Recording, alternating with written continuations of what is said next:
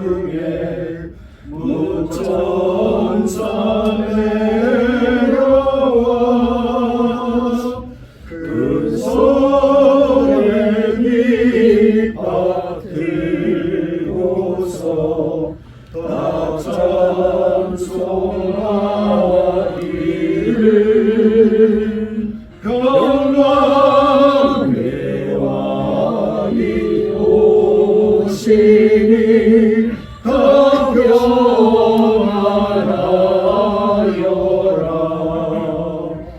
그 소란하던 세상이 다 고요하도다. 천사 날개 펴고서 이 땅에 내려와 그대의 부른 노래가 또다시 들리니 이 슬픔 많은 세상에 그 위로 넘치고 온 세상 기뻐 뛰놀며 다 찬송하도다.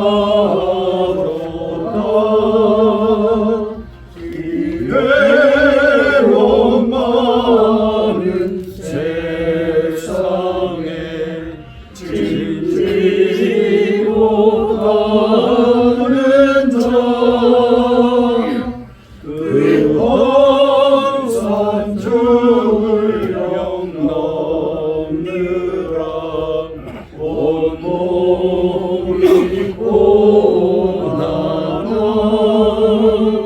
이제 세상 살 동안 새 소망 가지고 천사 기쁜 찬송을 들으며 쉬어라. 예선지에 원능하여 내 성증에 주 예수 탄생하시니 온 세상 구주라.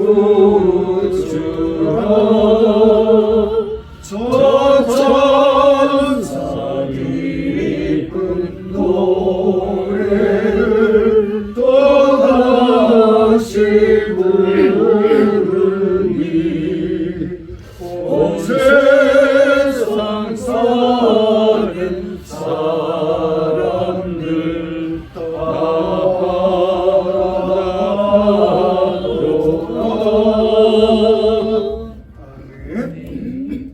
우리 다 같이 믿는 바 도리인 신앙을 고백합니다. 전능하사 천지를 만드신 하나님 아버지를 믿사오며 그 아들 우리 주 예수 그리스도를 믿사오니 이는 성령으로 잉태하사 동정녀 마리아에게 나시고 본디오 빌라도에게 고난을 받으사 십자가에 못 박혀 죽으시고 장사한 지 사흘 만에 죽은 자 가운데서 다시 살아나시며 하늘에 오르사 전능하신 하나님 우편에 앉아 계시다가 저희로서 산 자와 죽은 자를 심판하러 오시리라. 성령을 믿사오며 거룩한 공예와 영원과 서로 동행하는 것과 죄를 사하여 주시는 것과 몸이 다시 사는 것과 영원히 사는 것을 믿사옵나이다. 아멘. 찬송가 82장입니다. 새 찬송가는 95장입니다. 나의 기쁨 나의 소망 되시며 부르신 후에 협력 부장 되시는 안종욱 목사님께서 대표에 기도해 주시겠습니다. 나의 기쁨 나의 소망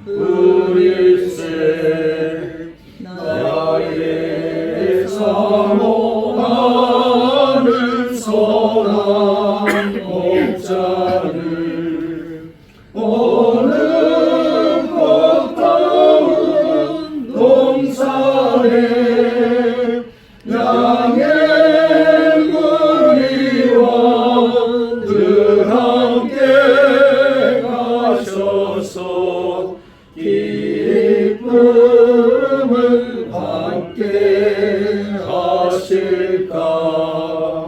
길도 없이 거친 넓은 들에서 갈 길 못 찾아 애쓰며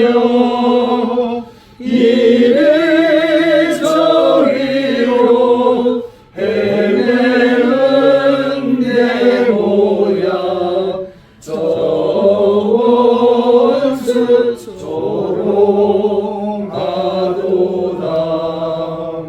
주의 자비로 고와 평안 얼굴 모든 천사도 반기며 주의 놀라운 진리의 말씀에 천지가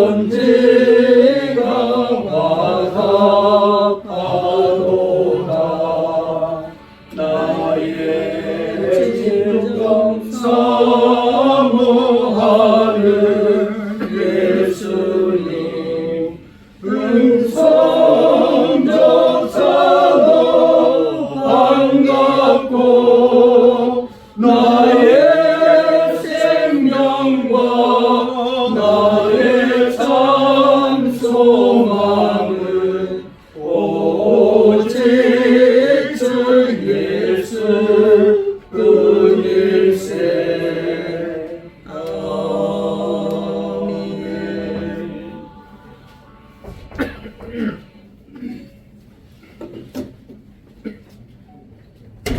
거룩하신 하나님 아버지, 오늘 이 자리에 모인 모든 기독교인들을 주님의 은혜와 사랑으로 인도해 주심에 감사드립니다. 한 해 동안 저희가 걸어온 모든 발걸음을 위해 주님의 인도하심이 있었음을 고백하며 한 해를 돌아보며 감사와 결단의 시간을 갖게 하심에 찬송과 영광을 올려드립니다.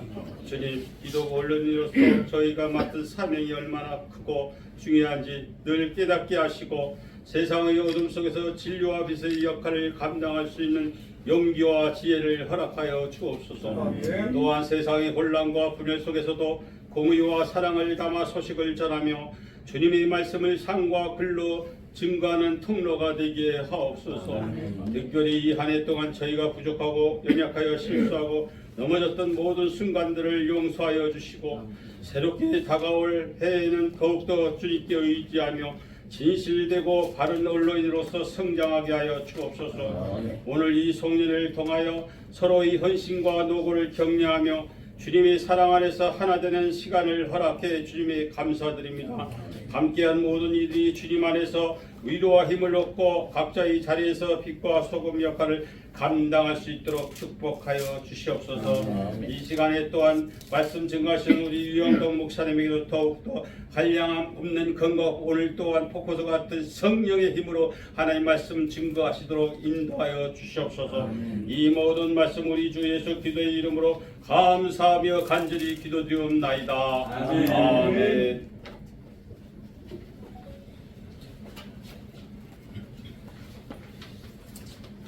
하나님 말씀 보도록 하겠습니다. 마태복음 8장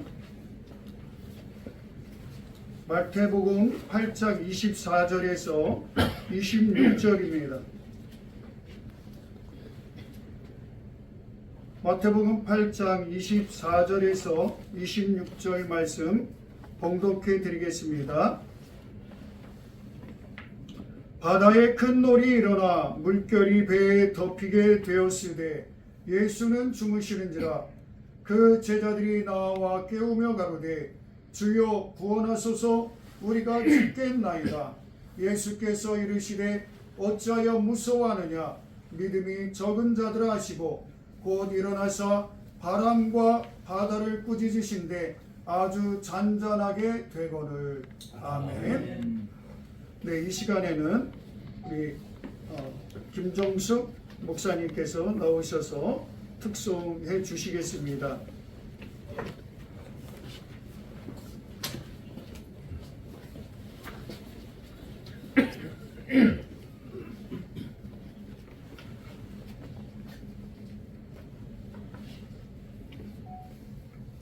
이 몸의 소망을 무언가 찬송을 내용을 올려드리겠습니다.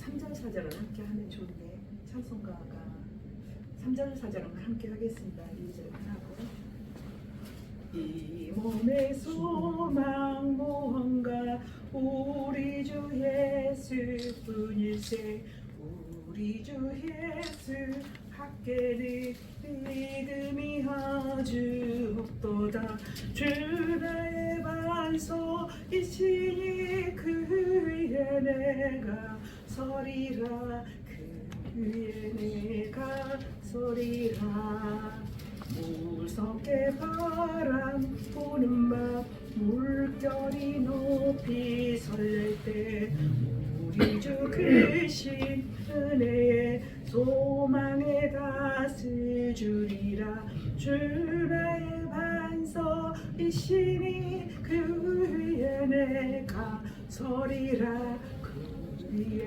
내가 서리라 믿던 모든 것 끊어지는 날 되어도 구주의 언약 믿사와 내 소망 너무 크리라 주가는 반석이시니 그 위에 내가 서리라 그 위에 내가 서리라 천국 올라가 하나님 전에 배울 때 구주의 의를 힘입어 어렵지 앞에 서리라 주가는 반석이시니 그 위에 내가 서리라 그 위에 내가 서리라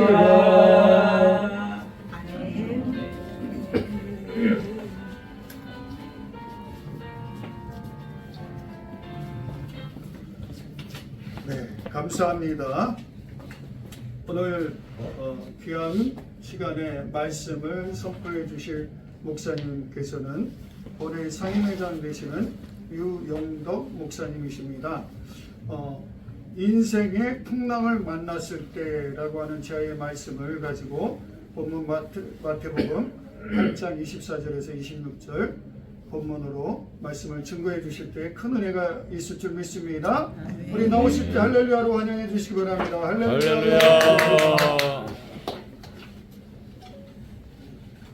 오늘 우리 스승님도 만나서 우리 이은성 목사님 또 이렇게 스승님도 모시고 그 말씀을 증거하려니까 상당히 좀 죄송스럽고 그렇습니다. 친정하는 마음으로 부족하려면 이렇게 섰습니다. 오늘 참 말씀도 보면은 본래는 우리가 23절에서 27절까지 한 단락으로 보야 되는데 첫 부분에 끝부분을 빼고서 이렇게 성경 공독을 해드렸습니다. 우리가 인생을 살아가면서 보면은 숱한 어려움들이 많이 있죠. 저도 이제 70대가 넘고 이제 중반을 이렇게 지나려고 하는데 겪어보면은 인생길에는 항상 좋은 일도 있지만은 힘든 어려운 과정도 있는 것을 느낍니다. 특히 12월 달 들어와서는 우리 대통령께서 또 개헌을 선포하고 나서 이렇게 어려운 정치적인 경제 여러 가지 면에서 힘들어가는 그런 일이 때입니다. 개인이나 국가나 사회나 단체나 항상 예견치 못했던 상황이 돌발할 수도 있는 것입니다. 그래서 이 세상을 갖다가 고통의 바다라고 해서 고해라고도 하죠. 우리는 인생 여정에서 많은 일들을 겪으며 살아갑니다. 그래서 우리는 공경에 빠져서 힘들 때는 자기 눈이 멀면 문제의 핵심을 놓치기 마련입니다. 따라서 어려울 수 있도록 정신을 바짝 차려야 된다는 말씀이 있습니다.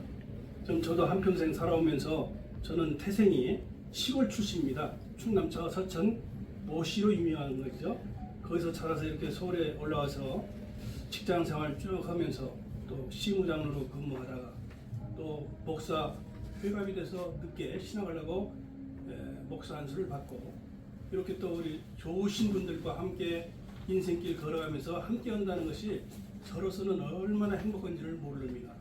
사회 모든 사람들은 때로는 나를 이용을 하는 사람도 많이 있습니다. 그런데 주의 길 가는 분들은 상당히 하나님의 뜻에 합하게 이렇게 영광들을 위해서 살아가시기 때문에 어느 면에나 편하고 또 기쁘고 행복감을 느낍니다. 이렇게 좋은 분들을 만나서 우리 목회자님들 또 이렇게 언론인 포럼에서 만나서 함께 한다는 것이 얼마나 감사한지 모르겠고 한 해를 돌이키면서 생각하면은 모든 것이 하나님의 은혜입니다. 우리가 일상시에 우리가 느꼈던 행복이라든가 편함이 우리가 깨닫지 못할 때가 많이 있었지 않습니까? 우리가 코로나를 통해서도 알지만은 그거는 매일 우리는 의식하지 않고 살았습니다. 그날이 그날이고 찾아오는구나, 당연한 거구나 했는데 어느 날 이렇게 딱 교제도 못하고 만나지도 못하고 또 상을 당하도 가지도 못하고 이런 상황을 타면서 일상의 행복이 이게 그저 주어지는 것이 아니라 하나님의 은혜와 하나님의 사랑과 축복인 것을 우리가 알 수 있습니다. 힘들고 어려울 때도록 우리는 정신을 바짝 차려야 됩니다. 그래서 우리 어르신들 옛날에 제가 어렸을 때 보면은 호랑이에 물려가도록 정신을 바짝 차린다고 이런 말씀을 하십니다. 저는 이제 성경적으로 볼 때 우리가 험난하고 힘든 과정을 살아갈 때는 끼어 기도하라는 이런 메시지로 저는 받습니다. 한국 교회의 목소리가 거의 다 없고 세상의 정치판들의 아우성 소리만 들리는 것 같습니다. 그리고 내 편이 아니면 저쪽은 적이 되고 이 세상에 이렇게 험난한 세상을 살아본 것이 없는 것 같아요. 저는 이 법률주나 나라가 국회라는 이런 민의를 수렴하고 법을 만드는 사람들이 범죄자들 소리 만들어 갖다가 하고 소리 지르고 국민한테 사과하는 이런 모습을 보면서 이 나라도 참 위기 중에 위기를 맞고 있고 어려움을 당하고 있구나. 그래서 사실 정의로운 사람 우리 예레미야 5장 1절에도 보면은 예루살렘을 빨리 다녀보면서 정의를 행하고 진리를 구하는 사람 한 사람도 참 용서와 지었다는데 우리 언론 포럼에 있는 우리 모든 언론사 우리 발행인 또 국장님들 관계하시는 모든 분들이라도 우리 한 사람이라도 이 나라를 위해서 진짜로 정의를 구하고 또 진리를 찾는 사람들이 되어서 이 민족을 살리고 구해야겠다 이런 말씀을 드리면서 개인이나 나라나 이렇게 어려움에 처합니다. 우리가 올해 2024년을 12월 달에 이렇게 마감할 줄은 몰랐습니다. 아직 끝난 것은 아니지만 아무도 예측하지 못했어요. 대통령 그런 계엄령을 선포할 것도 모르고 그런데 그렇게 하다 보니까 지금 나라는 얼마나 어려운지 모릅니다. 환율이 지금요 얼마나 우리 주식시장이라든가 이게 엉망이지 않습니까? 그래서 인생이라는 것은 우리 뜻대로 흘러가는 것이 아니다. 물론 하나님의 주권 안에 있습니다. 섭리 가운데 있고 악한 때는 악한 날 악한 자도 적당하게 사용하신다는 것이 하나님의 뜻입니다. 그러나 선지적인 사람도 때로는 어려움을 겪습니다. 선한 일을 하고서도 핍박을 받고 어려움을 받는 것이 인생길입니다. 그래서 인생은 마치 바다를 항해하는 배와 같다고 그랬습니다. 잔잔한 물길을 따라 평온히 나아갈 때도 있지만은 예기치 못한 풍랑이 몰아칠 때도 있습니다. 오늘 본문은 제자들이 격한 한바탕 풍랑과 예수님께서 보여주신 놀라운 능력을 통해 우리가 어떻게 인생의 폭풍을 이겨내야 할까 한번 생각해 보게 됩니다. 오늘 말씀을 통해서 인생의 풍랑을 만났을 때 풍랑 속에서도 주님을 만나는 은혜와 주님의 능력을 깊이 묵상해보고 어떤 상황과 환경 속에서도 두려움이 없이 능력 있게 예수님을 믿고 살아가시길 바랍니다. 우리 삶에 풍랑이 있습니다. 본문 24절에 보면은 바다에 큰 놀이 일어나 배가 물결에 덮이게 되었다고 합니다. 당시 갈릴리 호수는 산으로 둘러싸여 있어 갑작스러운 강풍이 자주 불었습니다. 제자들은 어부로서 바다에 익숙한 사람들이었지만은 이 풍랑은 그들이 감당하기에 어려운 위협이었습니다. 우리의 삶도 그렇습니다. 예상치 못한 어려움과 시련이 찾아옵니다. 언제 어느 순간에 광풍이 불고 노도가 밀려와 다칠지도 모를 가운데 하루하루 불안하게 살아가고 있습니다. 제 개인적인 얘기입니다만 우리 제 아내도 엄청나게 건강했던 사람인데 어느 날 갑자기 그냥 이유도 모르게 쓰러져 가지고 한 1년 동안 입원원 조원 다니면서 했는데 나중에는 수술을 하고도 회복이 안 돼서 제가 지금까지도 이제 가살도 하고 요양도 이렇게 내가 담당하고 여러 가지 일을 하면서 분주하게 보내고 있습니다. 그럴 때 제가 느끼는 것이 그렇습니다. 야, 옛날에 그렇게 평안한 데 살 때는 하나님의 은혜를 깊이 느끼지도 않을 때가 있었어요. 당연한 것이었기 때문에. 그런데 아파 보니까 또 나이가 들어가고 보니까 아, 인생이라는 것이 내 계획대로 되는 것은 물론 그렇죠. 사람이 그 길을 계획할지라도 그 길을 인도하시는 분은 하나님이시기 때문에 우리 뜻대로 되는 것은 없습니다. 그러나 우리 믿는 사람들은 가운데서도 참 어려운 사람이 너무나 많아요. 한꺼번에 막 몰아칠 때도 있더라고요. 뭐 돌아가시는 분들, 병성에 있는 분들, 뭐 수도 없이 많이 있습니다. 나도 어렵고 힘들 때가 있는데 주변에 우리 성도들도 그렇고 믿는 분들도 다 그래요. 그런 경우가 많이 있습니다. 그래서 우리는 그것이 어떤 인생의 풍랑이라는 것이 경제적인 것이 될지 또는 또 건강의 문제가 될지 또 관계 속의 갈등이 될지는 모릅니다. 그러나 풍랑은 여러 대로 다가옵니다. 예수님과 동행하는데도 풍랑은 있습니다. 우리는 종종 이 풍랑 속에서 무력함을 느끼며 이제는 끝인가라는 절망에 빠지곤 합니다. 지금의 대한민국의 국가적 위기도 그렇고 그렇습니다. 평범하던 우리의 일상이 2024년 12월 3일에 대통령의 계엄령 선포에 따른 국가적 혼란으로 인해서 모든 국민들이 스트레스를 많이 받고 있어요. 오늘도 지하철 보니까 광화문 나가는 사람들이 엄청 많이 있어요. 왜 이렇게까지 발벗고 나서야 되나 이런 생각을 들으면서 국민들도 스트레스 받고 또 국가적으로도 대신뢰도가 떨어져갖고 여러 가지 어려움에 처해 있는 현실입니다.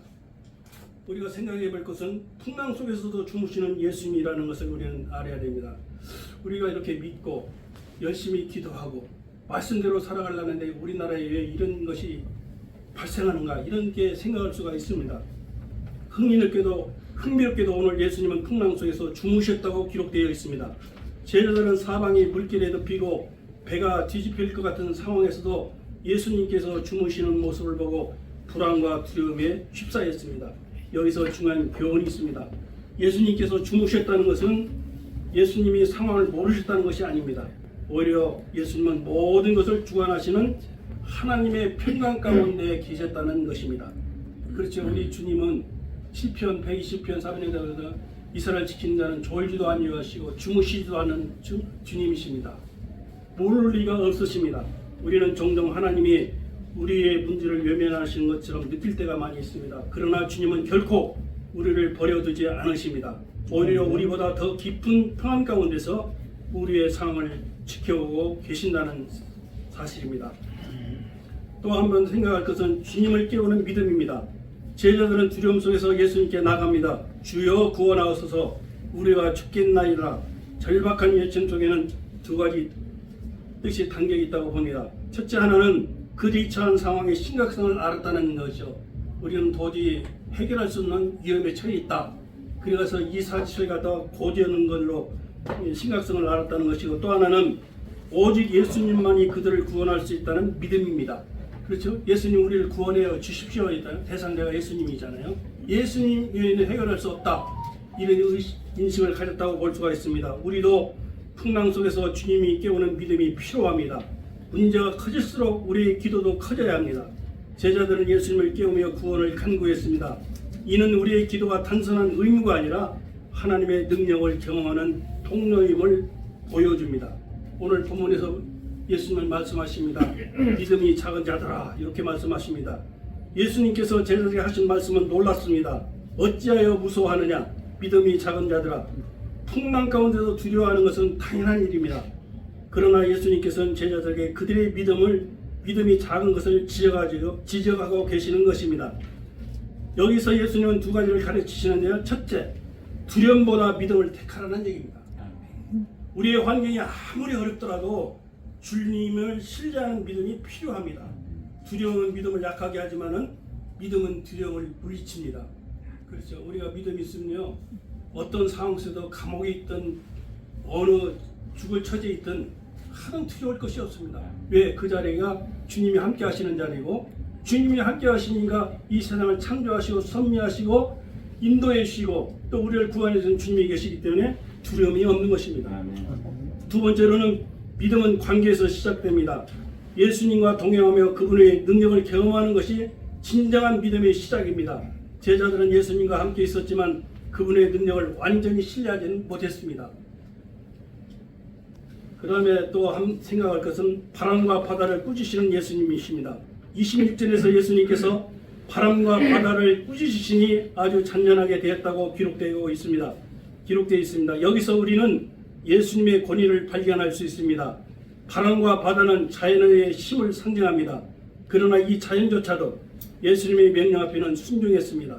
우리는 인생의 풍랑 속에서 예수님의 권위를 신뢰해야 합니다. 그분은 우리의 삶의 주권자이십니다. 아무리 큰 문제라도 예수님의 말씀 한마디면 해결될 수 있다는 것입니다. 중요한 것은 우리가 그분의 능력을 믿고 그분의 말씀에 순종하는 것입니다. 또 한 번 생각할 것은 풍랑을 통해 주님을 더 알게 되는 은혜가 있다는 것입니다. 제자들은 이 사건을 통해서 예수님이 단순한 선생님이 아니라 자연까지도 다스리는 하나님의 아들임을 깨닫게 되었습니다. 풍랑은 우리를 두렵게 하지만 동시에 주님을 더 깊이 만날 수 있는 계기가 됩니다. 형통할 때는 잘 모르겠더라고요. 저도 어떨 때는 직장도 형통할 때가 있고 모든 것이 내가 계획한 대로 다 될 때는 뭐 잘 모르겠어요. 그러나 어려움 겪고 나면은 얼마나 하나님의 은혜가 이렇게 크고 이렇게 연약한 자를 하나님께서 사랑하셔서 지금까지 인도하셨던 것을 깨닫게 되더라고요. 시련 속에서 하나님의 능력을 경험하며 우리의 믿음은 더욱 성숙해지는 것입니다. 시편 46편 10절에 이렇게 말씀하시고 있습니다. 너희는 가만히 있어 내가 하나님됨을 알지어라. 아멘. 풍랑 속에서도 하나님을 경험할 기회를 붙잡으십시오. 결론입니다. 우리 인생은 어느 누구나 예외 없이 풍랑이 일게 되어 있습니다. 고난, 고통, 염려, 근심도 따를 수가 있어요. 이거 하나 해결하면 또 하나가 고난이 겹쳐오기도 합니다. 우리 사무총장님도 지금 연약한 가운데 있는데 병석에 계시지만은 그렇잖아요. 열심히 활동하고 저도 연세가 적으신데 갑자기 이렇게 선한 일을 하면서도 고통을 당하고 풍랑을 만나요. 그러면서 느끼는 것입니다. 예수 믿는 사람도 세상 사람과 같이 풍랑 속에 휩쓸릴 때가 있습니다. 우리는 피할 수 없는 길입니다. 인생의 풍랑은 인생의 필연적인 부분이요 신앙생활에서 예외가 될 수가 없는 것입니다. 성경은 고난을 어떻게 이해해야 하는지 그리고 하나님께서 이를 통해 우리에게 주시는 교훈에 대해 깊은 통찰을 제공합니다. 고난을 통해서 하나님께서 우리에게 주시는 요소를 한 서너 가지 생각해보고자 합니다. 인생의 풍랑은 우리의 믿음을 시험하고 강화시킨다는 사실입니다. 야고보서 1장 2절에서 4절에 보면 내 형제들아 너희가 여러 가지 시험을 만나거든 온전히 기쁘게 여기라. 이는 너희의 믿음이 시르니 인내를 만들어내는 줄 너희가 알미라고 말씀합니다. 고난은 우리의 믿음을 시험하는 도구로 사용됩니다. 우리는 어려움 속에서도 하나님을 더 의지하게 되면 이를 통해서 우리의 믿음이 더 견고해지는 것입니다. 때로는 고난을 겪으면서 자신을 연약함을 깨닫게 됩니다. 이 과정에서 하나님께 더 가까이 다가가며 우리 영적인 성숙이 이루어지는 것입니다. 두 번째로 생각할 것은 인생의 풍랑은 하나님을 더 깊이 알게 합니다. 욥기의 이야기도 그렇죠. 우리는 욥은 고난을 통해서 하나님에 대한 더 깊은 이해와 깨달음을 얻었습니다. 욥기 42장 5절에 보면은 그는 내가 죽게 되어 귀로 듣기만 하였사오나 이제는 눈으로 주를 배웠나이라고 고백합니다. 풍랑은 고난은 우리가 주님의 주권과 사랑을 더 깊이 이해하게 됩니다. 우리 삶에서 일어나는 고난은 하나님께서 여전히 우리와 함께 하시며 우리를 위한 더 큰 계획을 가지고 계심을 깨닫게 하시는 것입니다. 이를 통해 우리는 하나님을 더 신뢰하고 그분의 선하심을 더 확신하게 되는 것입니다. 인생을 의지하지 말라고 했어요. 수에 칠 가치도 없다고 이사야서 2장 22절에 그런 말씀을 하시죠. 호흡이 끊어지면 당일에 흙으로 돌아가고 소멸되는 인간인 것입니다. 세 번째로는 고난은 타인을 위한 공감과 사랑을 가르쳐주기도 합니다. 동병상련이라는 말이 있습니다. 그 병을 겪어만이 아픈 자만이 위로할 수 있고 서로가 알 수가 있는 것입니다. 건강한 사람은 잘 모릅니다. 아 이거 뭐 항상 건강하니까. 그러나 우리가 연약할 때는 호흡만 허는 자체만으로도 박수치고 좋아하더라고요. 중환자실에서 보니까 아버님이 눈이 떴어. 아이고 기뻐. 아이고 끄떡끄떡하는 것 같아. 이게 이 생사기로 있을 때 그거 하나만이도 기뻐하시더라고요. 그래서 우리 호흡 있는 그 자체만으로도 우리는 감사해야 됩니다. 풍랑이 왔을 때도 우리는 찬양 중에도 함께 하시는 주님, 또 어떠한 상황과 환경 속에서도 변함없이 우리를 사랑하신 그 주님이 계시다는 것을 믿고 그 주님을 신뢰하며 나갈 때, 전적으로 신뢰할 때에 우리는 견고하게 된다는 사실을 알아야 되겠습니다. 풍랑은 그래서 공감도 느끼게 하고 또 사랑을 또 이웃에게 베풀 수 있는 계기가 되는 것입니다.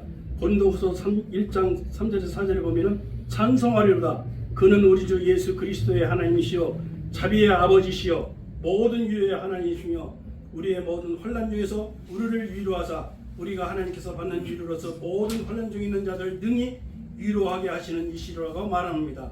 고난을 통해 우리는 타인의 고통을 이해하고 그들에게 공감할 수 있는 능력을 얻게 됩니다. 우리는 고난은 타인을 위해서 돕는데 사용될 수 있는 도구가 되는 것입니다. 하나님께서는 우리가 받은 위로와 사랑을 통해서 다른 사람들에게 하나님의 사랑을 흘러가게 하고 나눌 수 있게 하신다는 사실입니다. 결론을 간단히 맺겠습니다. 고난은 결코 쉬운 과정이 아니지만은 하나님께서 이를 통해 우리에게 귀중한 교훈을 주시는 것입니다. 고난은 우리의 믿음을 강화시키고 하나님을 더 깊이 알게 하며 타인을 위한 사랑과 공감을 가르쳐 준다는 사실입니다. 결국 고난은 우리를 영적으로 성장시키는 도구이며 하나님의 선하신 계획을 안에서 우리를 더 그분에게 가까이 이끌어가는 과정이라는 것을 우리는 알아야 됩니다. 아직도 금년 한 해가 마감은 되지 않았습니다.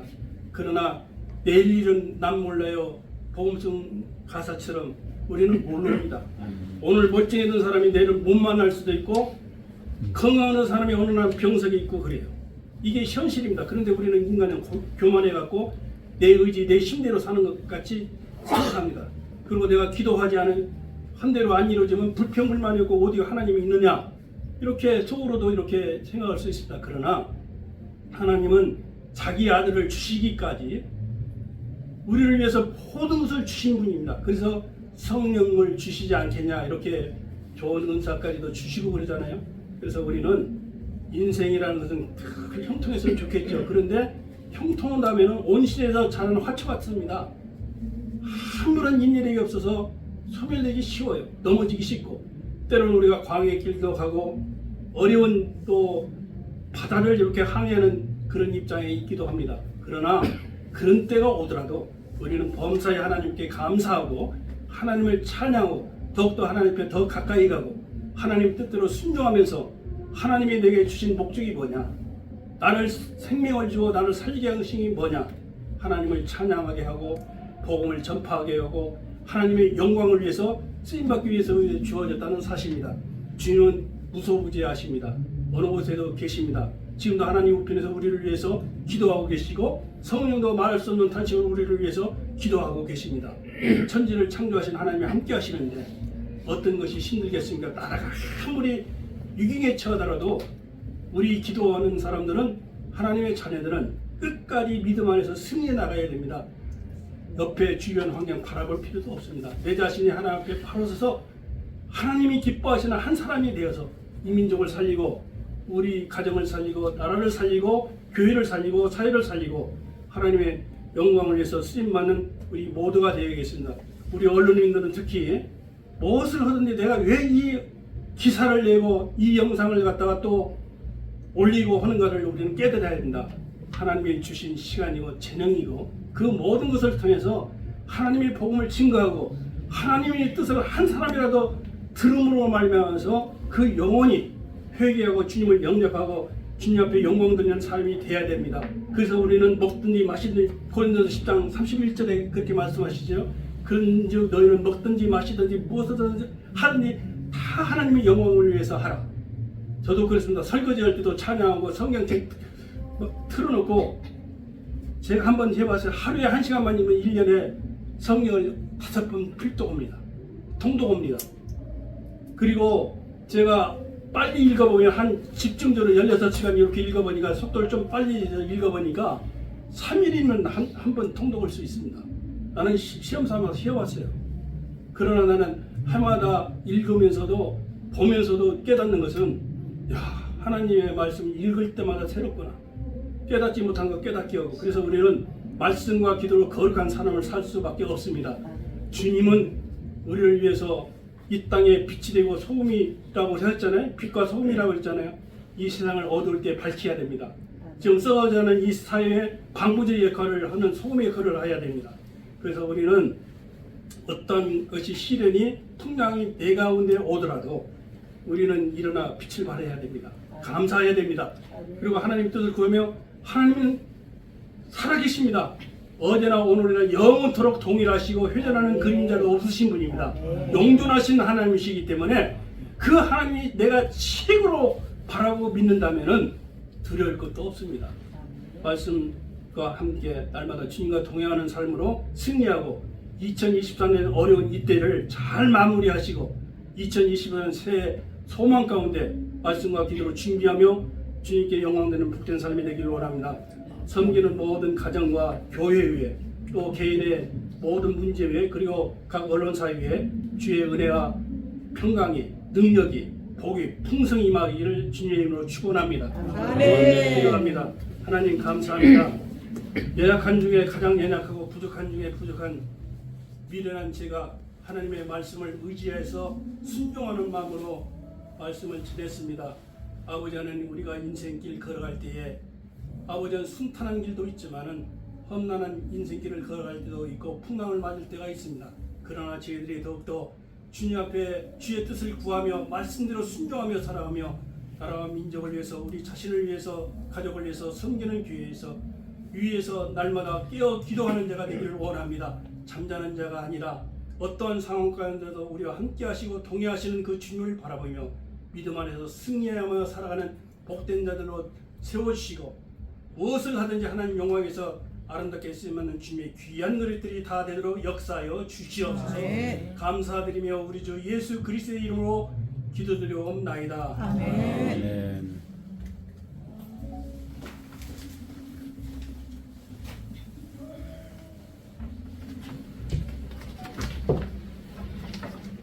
상임회장님의 귀한 복된 말씀 주시니 감사합니다. 이 시간에 우리 찬송가 395장, 새 찬송가 342장 찬송 부르도록 하겠습니다. 너 시험을 당해 죄 짓지 말고 너 용기를 다해 꿈을 이루라.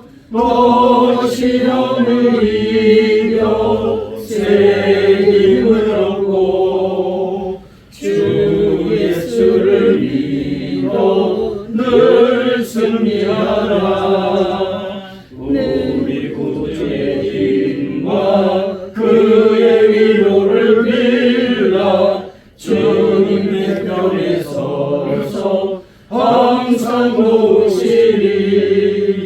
내 친구를 삼가 잘 선택하고 너 언행을 삼가 늘 조심하라.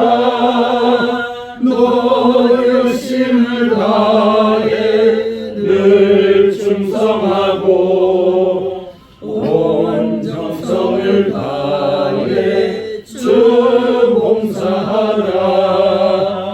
우리 구주의 힘과 그의 위로를 빌라. 주님의 편에 서서 항상 도우시리. 잘 이기는 자는 상 거두리니 너 낙심치 말고 늘 전진하라. 내 구세주 예수 힘 주시리니 주 예수를 믿어 늘 승리하라. 우리 구주의 힘과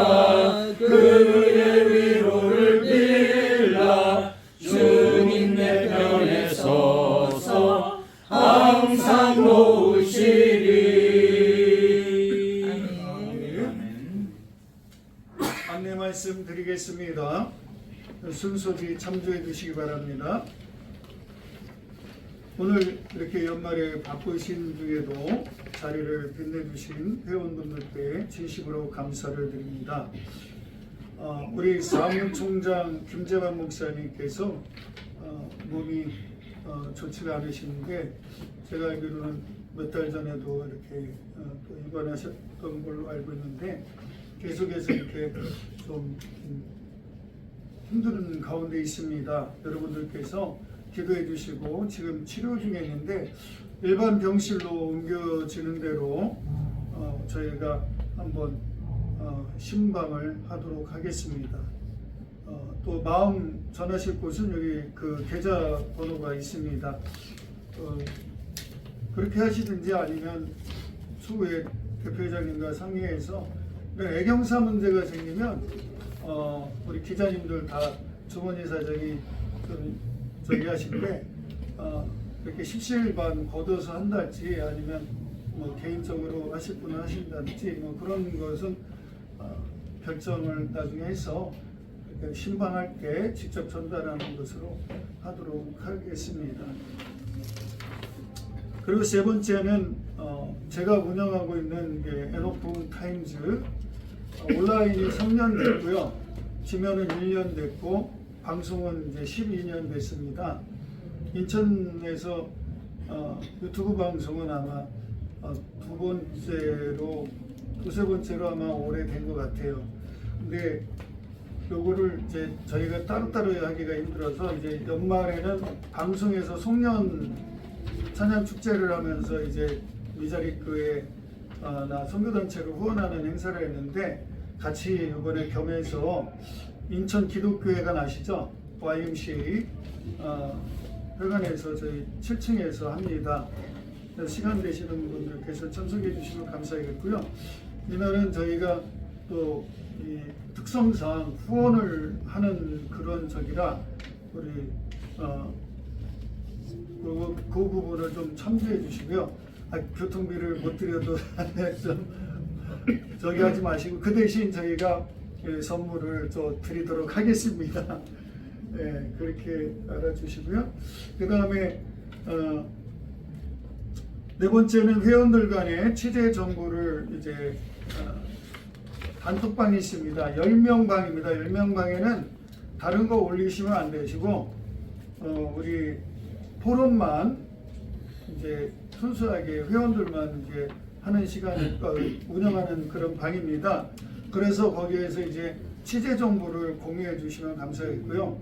뭐 이렇게 본인을 지명해서 부르는 취재는 뭐 올리기가 그렇지만 그러나 이제 누구나가 다 올 수 있는 와서 또 상관이 없는 그런 그 행사가 있어요. 그런 거는 여러분들께서 이렇게 올려주시면 또 좋은 서로 간에 합력하여 선을 이루실 줄로 압니다.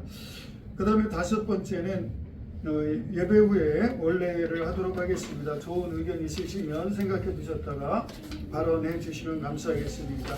그리고 여섯 번째는 회비인데 회비 납부를 해 주시면 감사하겠습니다.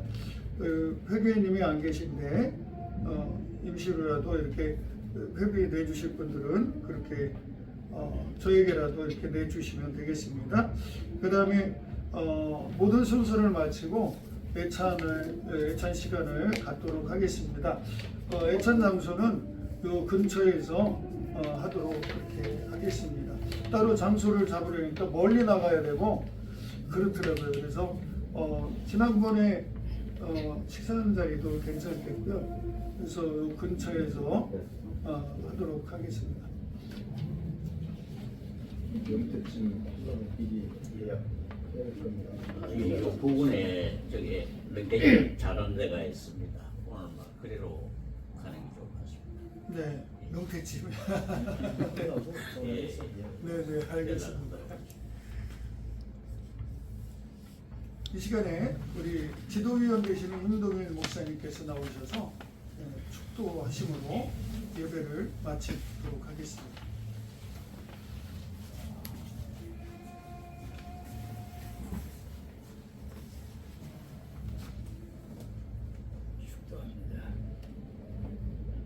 지금은 우리 주 예수 그리스도의 그 크신 은혜와 하나님 아버지의 극진하신 사랑과 성령님의 감화 감동 내주 역사시니 오늘 기독교 언론인 포럼에 올해 모인 모든 주님의 종님들 머리 위에 그리고 이 사무실 운영하는 장모님 머리 위에 모든 축복과 하늘의 권세가 그들 머리 위에 넘치게 있을지어다. 아멘.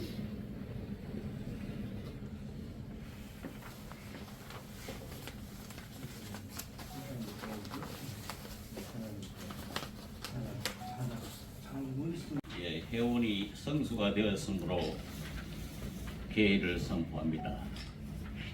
이어서 제가 막바로 인사 말씀 모두 반을 드리겠습니다.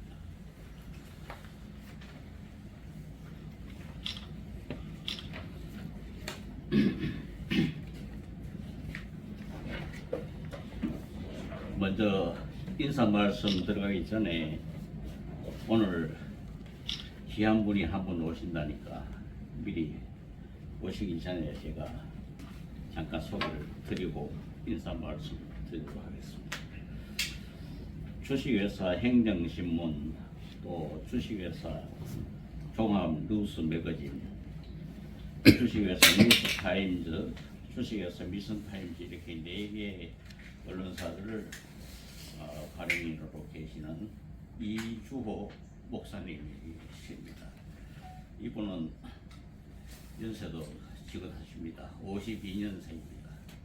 아마 이따 곧 도착하실 건데요. 그때 가서 제 소개 다시 드리기로 하지 말씀 듣기로 하고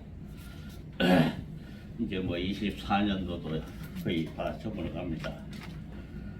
우리가 연초에 1월 26일인가 종로가 목자카페에서 목자카페 세미나실에서 우리 신년 할애 예배를 드리고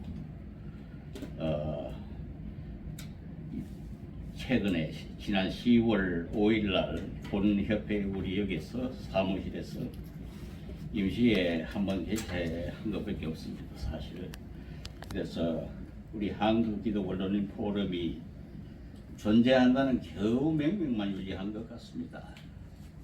그래서 이 모두가 바쁜 일정과 우리가 참 운신의 여유로움이 너무나 없는 우리 기자들입니다. 사실이지 10월 5일 날 우리가 모여서 오랜만에 회의를 했지만은 그날 결의한 내용도 실행하지 못하고 유야무야 넘어갔습니다. 결과만 짓고 오늘은 넘어가겠습니다. 모두 잡다한 생각들은 깨끗이 털어버리고 오늘 이 시간 원래회 및 송년회는 금년을 돌아보고 여태까지 못했던 미진했던 모든 일들이 내년엔 심기일전 보다 알찬 결실을 맺기 위해서 계획에 부합하고 부합할 수 있는 실행을 다짐하는 그런 시간이 되었으면 좋겠습니다. 이 시간이 다가오는 새해에는 우리 가경민 총괄 본부장님을 중심으로 해서 모든 임원진들이 고야하는 신뢰성을 바탕으로 실현 가능한 생각으로 중기를 모아서 비상하는 본 포럼의 일신된 변화를 보여주실 것을 당부드립니다.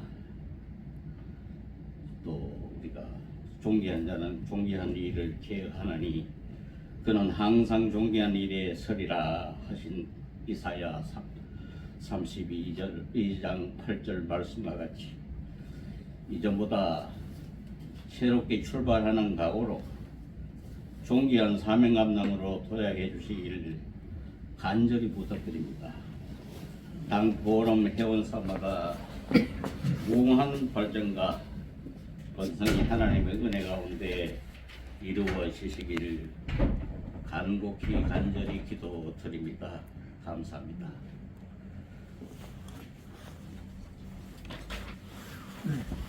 귀한 말씀 감사드립니다. 이 시간에 상임회장 유영덕 목사님께서 인사 말씀해 주시겠습니다.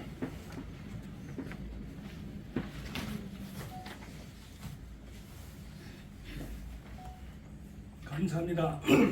이렇게 한 해가 정하는 이때에 또 이렇게 우리 회원사 여러분들 뵙고 또 제가 존경하는 이용성 목사님 함께하는 자리에서 너무나 감개무량합니다. 그리고 하나하나 갈수록 이제 우리도 육시제적으로는 쇠할지는 모르지만은 날마다 속사람은 새롭게 변화되고 신령한 은혜와 능력이 충만하기를 바랍니다. 우리 회원사 여러분 모두와 또 섬기는 교회 또 모든 함께하는 그 자리가 하나님 기뻐하는 자리가 되고 모두에게 하나님의 은혜와 축복이 넘치기를 바랍니다.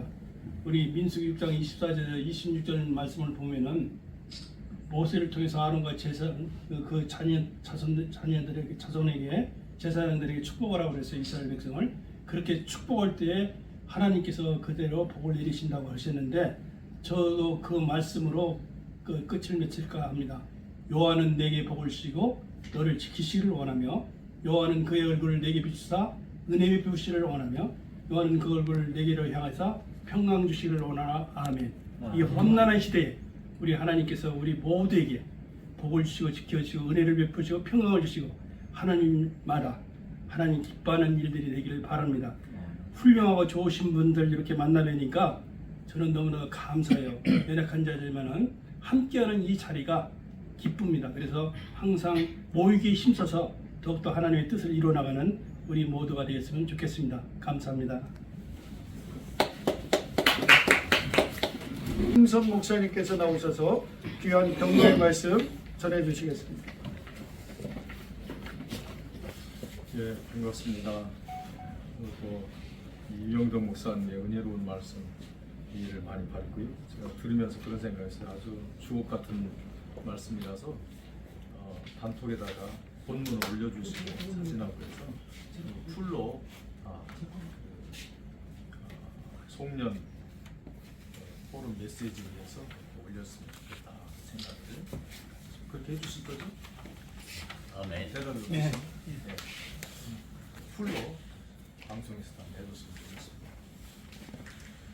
여러분이 뭐 잘 알다시피 언론이라고 하는 것은 이제 두 가지의 특징을 갖고 있지요. 하나는 홍보성이고 하나는 비판성인데 홍보만 하면은 홍보지가 되는 것이고 신문은 아니고 언론이라고 하는 것은 홍보성도 있지만은 비판력을 갖지 않으면 그건 언론의 사명을 감당할 수가 없는 거죠. 왜냐하면 언론이라고 하는 것은 이 사회든 아니면 어느 단체든 어떤 특정 분야든 눈과 귀와 입의 역할을 하는 거거든요. 예, 독재라고 하는 것은 여러분 잘 알다시피 이제 전두환 대통령 독재 시작할 때 언론 통폐합을 시켜버리잖아요. 그러니까 국민들의 눈과 귀와 입을 막아버리는 거죠. 그렇게 놓고 불법을 하는 거예요. 그러니까 이번에 윤 대통령께서 계엄을 했는데 계엄에 실패한 이유 가운데 하나가 이 시대적 상황을 이해를 못한 거죠. 그때는 언론 통폐합을 해놓고 이런 독재를 했는데 지금은 핸드폰으로 실시간으로 전부 국민 전체가 감시자예요. 왜냐하면 실시간으로 다 방송이 되고 실시간으로 찍어버리고 그러니까 불가능한 거죠. 전부 알려줄 수밖에 없고 그래서 이 언론은 눈으로 보고 또 귀로 듣고 또 입으로 또 말을 못하면 마치 개가 도둑이 왔을 때 짖지문 언론을 이렇게 해왔지만은 때로는 뭐 강력한 비판력도 많이 받아보고 비판하면 또 그만큼 반대 세력도 생기고 비판 세력도 생기고 그러니까 이 언론을 내가 한다 그러면 일단 각오를 해야 됩니다. 욕먹을 각오. 저는 뭐 언론을 하다가 저 구속도 되고 그랬어요. 그러니까 그런 배짱이 없이는 이 언론을 그냥 하는 것은 좀 그렇다. 그냥 홍보지로 그냥 가는 게 좋다 생각이 되어지고 그래서 어느 단체든 뭐 기독교도 마찬가지예요. 기독교 언론의 그 비평력을 잃어버리면 그 기독교가 독재를 해버려요. 제가 이제 일간지 기자 생활을 하다가 그 기독교 쪽에 이렇게 언론을 시작하면서 보니까 너무 문제가 많아요. 그래서 상당한 비판력을 갖기 시작했는데 사실 제가 한국교회 언론 중에서 저만큼 비판력을 많이 가졌던 신문은 없었어요. 그러니까 오래된 신문이 그 당시에 크리스찬 신문, 또 기독교 신문, 복음 신문 이 정도가 있었는데 전혀 비판력이 없었어요. 제가 이제 그때 기독교 선교 신문을 만들어서 굉장한 센세이션을 일으키고 그랬는데 그 이후에 뉴스엔조이가 나와가지고 명맥을 유지했는데 뭐 뉴스엔조이는 너무 또 좌파나 진보적 세력으로 너무 흘러가지고 문제가 있었습니다만은 그래서 그래야 이 불법을 못해요. 기독교 내에서도 막 부정 불법 이런 게 많잖아요. 감시령을 못하는 겁니다. 그러니까 감시의 사각지대가 없어지면 감시의 그 기능이 없어지면 그때 불법이 생기고 마음껏 그래요. 그러니까 목사님들도 그렇잖아요. 교회 언론에서 좀 이렇게 감시를 해줘야 불이나 불법을 안 하지. 그렇지 않고 제가 이제 최근 들어서 많이 느끼는 건 뭐냐면 물론 우리가 이제 다니다가 촌지도 받고 뭐 이렇게 인사하는 거 받기도 하죠. 너무 또 거절해도 예의가 아니니까 순수한 마음에서 주는 것은 우리가 가능한 일입니다. 그런데 지나치게 어떤 불법을 묵인하면서 그걸 돈으로 대가를 받는, 그것도 거액의 대가를 받는 이런 일들은 해서는 안 된다는 거죠. 하나님이 보고 계시고 또 우리의 신앙 양심을 파는 것이기 때문에 바르게 어떤 유혹을 받더라도 내가 뿌리치고 바른 말을 할 수 있는 그런 언론인의 기세가 있어야 된다. 저는 이렇게 생각을 해요. 아마 저도 잘못이 저는 없다는 건 아니지만 아마 적당한 타협을 했으면 아마 저도 빌딩을 몇 개 갖고 있었을 거예요. 그런 유혹이 왔었습니다. 그런 건 이제 뿌리치기가 상당히 힘들죠. 그런 건 이제 과감히 뿌리친 적이 있었는데 어쨌든 사람이 어떤 그 정도의 길을 걸어간다는 것은 굉장히 힘들고 그래서 우리는 늘 하나님 앞에서 아까 설교에서도 말씀을 드렸지만은 내가 왜 이 일을 하는가, 이 일을 통해서 내가 하나님 앞에 어떤 모습으로 서야 하고 또 어떻게 해야 하나님 앞에 영광이 되고 또 교회와 한국 교회가 어떻게 보면 더 성장하고 발전하는데 내가 기여할 것인가 이걸 깊이 생각하면서 이렇게 언론에 종사하신다면 이게 더 큰 하나님의 축복이 임하리라고 보고요. 오랫동안 열악한 가운데서 그동안에 이제 코로나 그런 후반 쪽에서 굉장히 어려운 상황, 국제적으로도 어려운 이런 상황 속에서 2년 동안 애를 많이 쓰셨고 올해 좀 쉬시고 내년에 더 도약할 수 있는 그런 여러분이 되셨으면 좋겠고요. 어쨌든 이렇게 오늘 뵐 수 있다는 것은 하나님이 내 생명과 건강을 지켜주셨기 때문에 이렇게 뵌 줄로 믿습니다. 하나님 불러가면 또 속면 못 갔잖아요.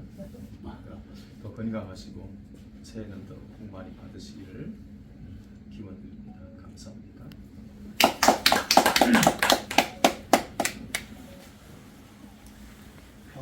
귀한 격려의 말씀 감사합니다. 저도 지면하고 온라인하고 이렇게 운영하지만 오늘 격려 말씀 들으면서 이게 홍보지가 아니었나 그런 생각을 합니다. 이 언론은 비판, 정론 이게 있어야 되는데 단순한 교회 행사나 뭐 이런 거 기사만 쓰고 참 부끄러움을 많이 느꼈어요. 그래서 귀한 말씀 감사합니다. 이 시간에 경과 및 사업 보고를 하겠는데요.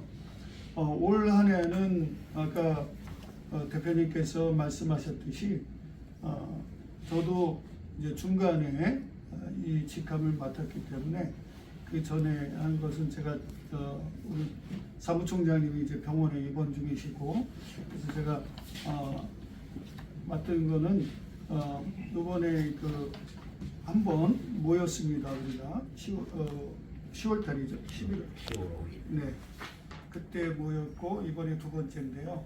내년에 이제 제가 이제 총괄 본부장이 되었기 때문에 내년에는 좀 더 체계적으로 좀 하려고 이렇게 계획 중에 있습니다. 그래서 우리가 뭐니 뭐니 해도 뭐니가 최고라고 그래야 이제 운영이 되잖아요.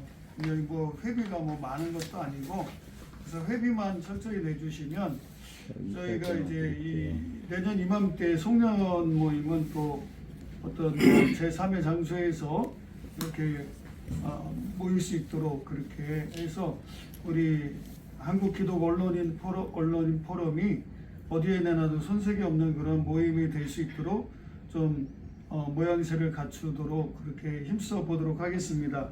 그런 차원에서 내년도에는 1월 달에는 이제 신년 할례식을 하겠고요. 그 다음에 4, 5월 중에는 전반기 포럼을 하려고 계획 중에 있습니다. 그 다음에 이제 하반기로 넘어가서 9월 달쯤에는 이제 두 번째 이제 포럼을 계획하고 있고요. 그 다음에 이제 가을 야유회를 가도록 그렇게 하겠습니다. 그래서 단풍철에 10월 말에서 11월 초에 사실 올해 이렇게 가려고 계획을 다 세웠었는데 다들 기자들이라서 너무 바쁘고 그래가지고 실행을 못했습니다. 그래서 내년에 그렇게 하도록 하겠습니다. 그 다음에 이제 12월 달에는 송년 모임을 제3의 장소에서 이렇게 하객들을 다 모시고 이렇게 할 수 있도록 최소한 여기 기독교 회관에서는 우리가 할 수 있도록 그렇게 한번 조치를 취하도록 하겠습니다.